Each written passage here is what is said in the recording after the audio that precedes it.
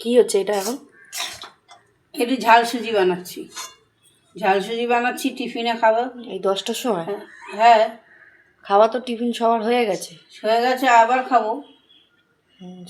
কি আছে, সারাদিন টিফিনই খাবো, আর ভাত খাওয়ার সময় টিফিন খেয়েই ঘুমিয়ে যাবো। কেন ঝাল সুজি পছন্দ না? এটা ঝাল সুজি মনে হচ্ছে না, একটু লঙ্কার গুঁড়ো বেশি করে দিয়ে দিন, লাল লাল হবে, তখন মনে হবে এটা ঝাল সুজি। না না, এটা হলুদ সুজি মনে হচ্ছে। কাঁচা লঙ্কা দিয়েছি, কাঁচা লঙ্কা দেইনি তা না, কাঁচা লঙ্কা, বাদাম, আলু, পেঁয়াজ সবই দিয়েছি। ভাত বসিয়ে দিয়েছেন?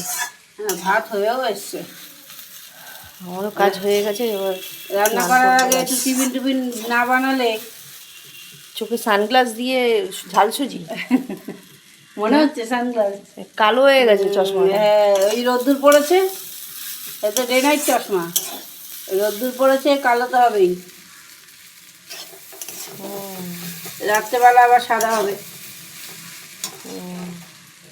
কাজ হয়ে গেছে তোমার? হ্যাঁ, আমার সব কাজবাজ হয়ে গেছে। এবার ময়লার গাড়িটা এলে ময়লাটা ফেলতে যাবো। রান্না করবো, হয়ে যাবে। ময়লার গাড়ি আসেনি, আসুক, কখন আসে, ওনার জন্য তো দেরি হয় আরো। ময়লার গাড়ি এলে ময়লাটা ফেলে আসবো, তারপর স্নানে যাবো।